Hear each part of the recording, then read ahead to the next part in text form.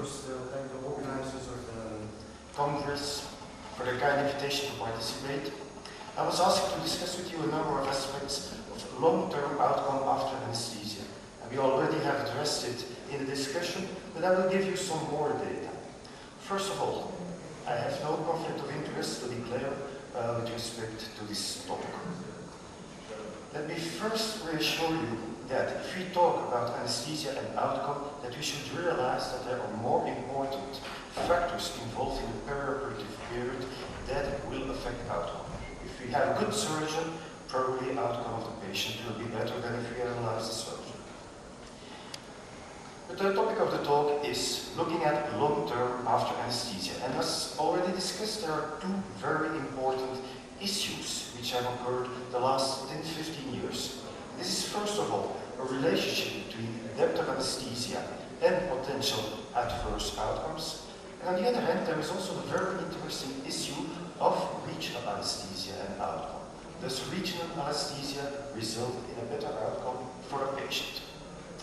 So, depth of anesthesia and outcome. We are pretty good in our job. If you look at mortality, really mortality related to anesthesia, it's about 1 in 250,000 patients. So on a recent French study that looked at the incidence of mortality in anesthesia, you see it's really minimal.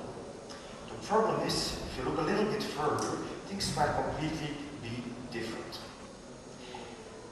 And since the beginning of the years 2000, there have been a number of discussions, a number of abstracts presented, and finally this resulted, culminated in this famous article of Terry Monk, where she claimed to see an association between anesthetic management and 1 year mortality. As you can expect, this resulted in a huge discussion with, in the first year of the publication, a huge number of letters to the editor and the complete discussion. So basically, what did they find? Here you see the 1 year mortality. 360 days, you see that about 5% of the patients are dead. Dear colleagues, this means that 1 in 20 patients that you treat today, or that I treat today, will not live within 1 or 2 years anymore. This is pretty amazing, pretty scary. So what was the reason for this mortality? The main reasons were, as you can see here, cancer and cardiovascular issues. So people have their operation, die within a year, mostly related to cancer or cardiovascular disease. So the question now was, which of the factors could be responsible for this increased risk of mortality? Well, they have found a number of predictors. And first of all, as you can expect, the so-called comorbidity score. If patients have associated diseases, associated illnesses, the risk of dying is significantly higher, which is like we expect. Second predictor is hypertension. Hypertension in the perioperative period will also predict mortality, will be associated with an increased mortality. Again, that's what we expected. But the interesting and new finding of this study was that when they looked at the cumulative hypnotic time being below 45, that the longer the patients had low BIS values, the higher the risk of mortality was. And then they came to their conclusions. These associations suggest that intraoperative anesthetic management may affect outcome over longer periods than previously observed. So they really made the link between, on the one hand, deep anesthesia, low BIS values, and on the other hand, 1 year mortality. Now, as already discussed, there are a number of problems with this study, which I would like to address with you. What the study by Monk observed was that there was a statistical association between two events. You should realize, dear colleagues, that a statistical association may be present, but does not necessarily reflect a causal relationship. So making two things that are associated, responsible for each other, is perhaps a little bit too fast. Another problem is that they combined all the comorbidities in the dichotomization, all the comorbidities in one single score. Also, there was a dichotomization of comorbidities, one and 2 versus 3 or more, and of the BIS values. This is a continuum. And what they did was divide between BIS below 45 or above 45. So there's some methodological issues. Another problem or point of discussion is the definition of deep anesthesia. Deep anesthesia, meaning a BIS less than 45, is probably what others would call normal anesthesia. But even if there are a number of problems with this study that can be discussed, it's an interesting aspect that at the one hand you have a thing you do in the perioperative period, namely giving anesthesia, and on the other hand you have an event occurring which is an increased mortality. And the important thing, the interesting thing, is that when you compare short-term mortality, which like we said is very, very low, to long-term postoperative mortality, there is a huge difference. So a number of people try to hypothesize, try to think about the fact how these things might happen. And there is a very interesting overview article of Stefan, which was published some 5-6 years ago in the Anesthesiology Clinics of North America. Really very good article. So what is the idea? If you talk about perioperative, talk about surgery and anesthesia, this surgery and anesthesia is mostly given in the situation of a pre-existing disease. People have some disease and they get treated by surgery and anesthesia. What is important is that this pre-existing disease has a natural progression, and that the surgery and anesthesia can at a certain moment interfere with this natural progression, mostly resulting in an outcome that's not that good. On the other hand, and that's good news for us perhaps, is that we can try to think about a number of perioperative measures that might improve outcome of the patient, the perioperative outcome of the patient.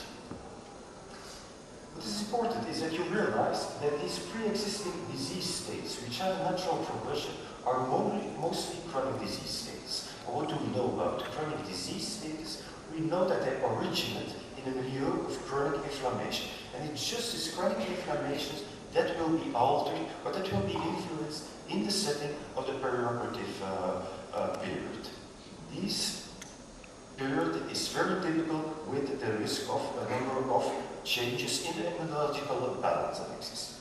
We discussed about the awareness a few moments ago. That's one trigger that can increase stress, fear, tissue injury. All these factors that we encounter each day in our practice when we are treating or when we are anesthetizing a patient will all give perioperative immune signals. And immunity is a very interesting thing. We need it to be treated. We need it to cure the wounds. We need it to prevent infection.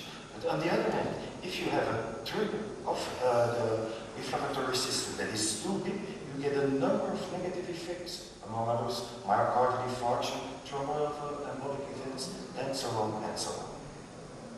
So you can think about a hypothetical model where a patient in the preoperative state has a certain baseline health. And then at a certain moment, he gets a period of operation, surgery, and anesthesia. And during this period, there is stress. There will be an inflammatory response. In normal patient, normal population, no very important disease state, this will recover very quick to a normal disease, to a normal health status. In other patients, however, who are prone to developing problems, there will be a continuous immunological stimulation resulting in long-term effects. So that's a theory. Let's go back to the values, or let's go back to the data on these values and long-term outcome. This is a study from a Swedish group that was published some years after the study of monk. And also, like you can see here, they found an increased mortality related to malignancy and cardiovascular disease. This is a busy slide, but what it shows you is the odds ratios, the hazard ratios for the different factors that could predict mortality after 1 or 2 years. First of all, which is a factor we expect to be most predictive, it's of course the physiological status of the patient. And as you can see here, the higher the ASA plus is, the higher the risk of mortality is. Okay, age might play a role, and then there is an interesting phenomenon. It is that when they looked simply before taking cancer status into consideration, that they found a very weak but an association with an increased risk if there is a prolonged period of low risk values. However, if they take a comorbidity, being in this case cancer, this is unique cancer, this is a disseminated cancer, you see that with cancer mortality increases, again that's what you expect. But then the interesting phenomenon is that the so-called predictive factor of deep anesthesia, low BIS levels, was not present anymore. So this means that in fact you don't have to look solely at a BIS value, you have to look at your patient as an entire system. So they concluded that the system, this association, is sensitive to the selection of covariates, in this case, cancer status, and before you could see a causal impact or speak about a causal relationship between the both, that further studies are necessary. Okay, what about other studies? Well, this is a study published by Leslie, which was mentioned a few minutes ago, where they looked in fact at the data of the Hert trial. This Hert trial, like Professor Cox said, is a multi-center randomized trial to look at awareness.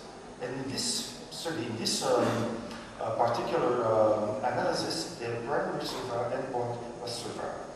And what they observed then was that apparently, if patients have higher risk values, that mortality is better. So this study suggests again that deep anesthesia, low risk values are associated with an increased mortality.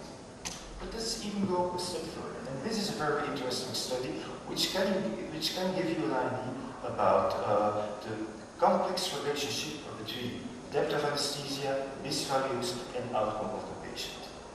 This study performed by Hert group, the Be Unaware trial. So what do we know is that increased intermediate term mortality has been reported with cumulative deep low risk index, and they looked here whether this was also applicable in cardiac surgery. What you observe here is indeed, you see the different durations, that indeed patients who have prolonged periods of low risk values have a higher mortality. So again, goes in the same direction. And also when they did the complex statistical analysis, cumulative duration of respiratory index was associated with an increased risk of mortality. So it seems that all these data are going in a direction saying, okay, you have deep anesthesia, you have low risk values, so you're getting increased mortality. Look at this. This compares the patients that survived and the patients that died after 1 or 2 years. You see the corresponding risk values, and you see the depth of anesthesia. And what appeared is that there was no relation at all between the depth of anesthesia and mortality. There was a relation with the risk value, but that's completely different. So, they concluded that there is quite likely an association between the cumulative time of death, the cumulative time of low risk values, and the intermediate term mortality. But that is not reflective of the anesthetic dose used. So let me be very provocative now. Perhaps BIS isn't capable of measuring awareness or not, but perhaps BIS is capable of predicting you how your patient's outcome will be.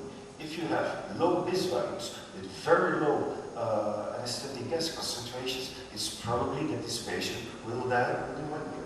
I agree. It's provocative, but that's apparently what appears. So it's not the depth of anesthesia that is responsible for the mortality. It's the fact that you have very low BIS values with very low anesthetic concentrations.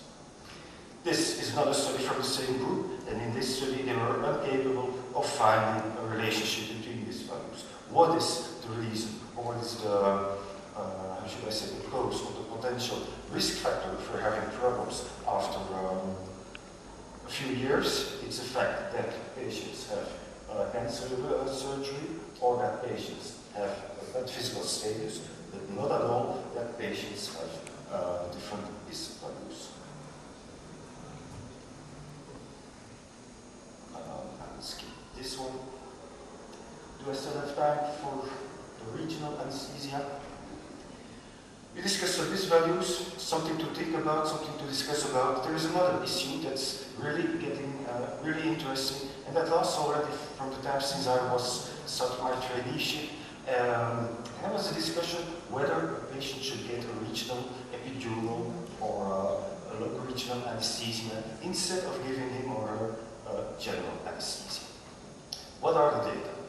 Well, if you look at the different studies that have been performed, you do a medline PubMed search, you will see thousands and thousands of articles, very small studies, not randomized. So it's very difficult to get an idea. But that's why we have the so-called meta-analysis. And I will present you in a few minutes a number of these meta-analyses and show you what they demonstrate or what they don't demonstrate. This is a very recent one where they looked at epidural anesthesia and analgesia in cardiac surgery. So that was so fast. Finally, 33 randomized control trials were selected with about 2,400 patients. So it's not very big when we talk about outcome, but it's the best we have. These are the data. What about postoperative myocardial infarction? Here you see the line of equal risk, which means that if the points are here, the patient has the same risk of having a myocardial infarction, whether or not he gets epidural anesthesia. And as you can see here, actually no difference at all. What about mortality?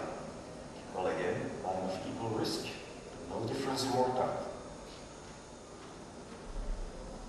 There's one point I want to draw your attention on, and it will become even clearer if you look at the data. You always have the patients treated and the patients who act as a control, in this case, general anesthesia. Please, dear colleagues, if you look at meta-analysis, look at these tables, don't look simply at this figure. If you look at these data, for instance, this is 25 patients in 96 patients died after cardiac surgery, normal coronary surgery. This is huge. This is not normal. So if you have a control with such an excess mortality, you can prove anything. Anything you will do will ultimately result in a better result. So if you have such studies, take very, very care of the interpretation and implications. Same story for acute renal failure. According to this meta-analysis, acute renal failure is significantly lower in the group that was treated with an epidural anesthesia. That's a very strange physiological phenomenon. I don't understand it. Again, let me draw your attention to the number of figures.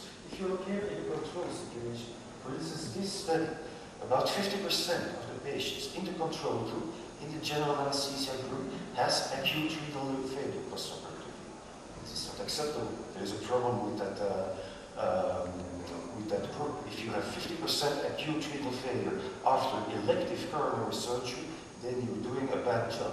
So again, this actually means nothing because it's completely obscured by the fact that you have a high incidence of complications in the control group. That was actually one of the messages we gave in a letter to the editor concerning this study. There is another study that has been performed by a Dutch group and looked at thoracic epidural anesthesia also in cardiac surgery.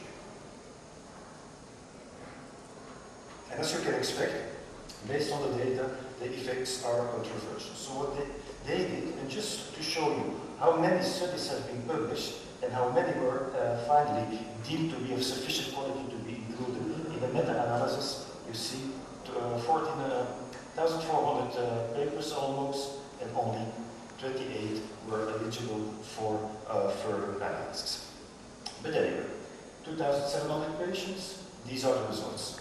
2-week mortality, again, the line of equal risk, no difference at all. However, for other minor complications such as supraventricular arrhythmias, there seemed to be a better profile with the epidural anesthesia, and also respiratory complications were significantly lower. So what they conclude is that the addition of thoracic epidural anesthesia does not change possibly mortality, but that as other outcome variables, it might be useful. It might be useful to give an epidural anesthesia. This is about cardiac surgery. Now, a few words about non-cardiac surgery. Again, we will not discuss the many thousands of studies that have been performed. I will refer you to two very good meta-analyses published in 2007 by the same group. And basically, these are the results. If you look at the complications from these studies between epidural and general, you can see incidence relatively low, but no difference at all, indicating that at least on major outcome variables, probably epidural anesthesia will not really change something. Recent other study published in The Lancet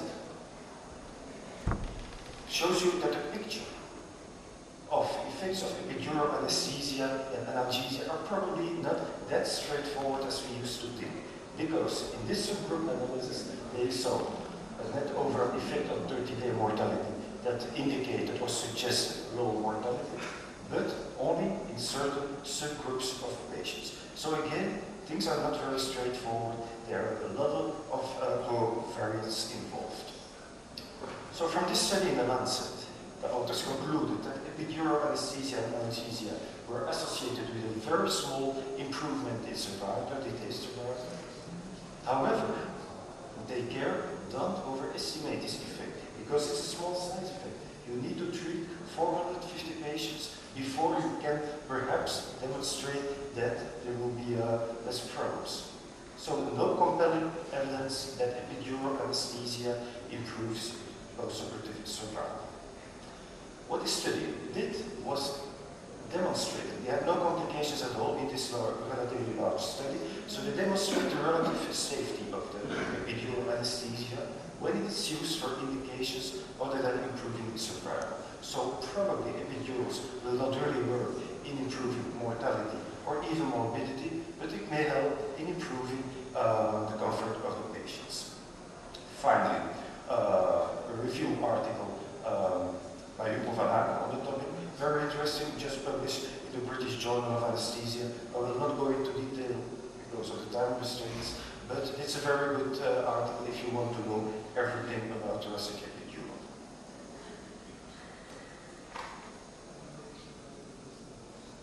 So, to conclude, if we talk about long-term outcome after anesthesia, there are two issues that are very interesting and that need further exploration. First is there an association between deep anesthesia and outcome? Probably not. There might be, or there's probably an association between low risk values and outcome after a year. The only problem is that we have to try to identify not only the patients, but the mechanisms involved, why some patients have, with a low level of depth of anesthesia, low sevoflurane or low propofol concentrations, have very low risk values. Probably that is a subgroup that is very at risk for developing postoperative event. What about regional anesthesia and outcome? Well, probably with regional anesthesia you will not improve survival, but you might increase or improve the comfort of the patients. There are actually a number of strategies we should further develop in our research on outcome, in our research on anesthesia. A number of strategies that may help to minimize duration and intensity of the perioperative inflammatory response. If we are capable of modulating this perioperative inflammatory response, probably we will be capable of improving patient outcome. And as chair of the scientific subcommittee, I follow the president of the ESA and kindly invite you all to come to Paris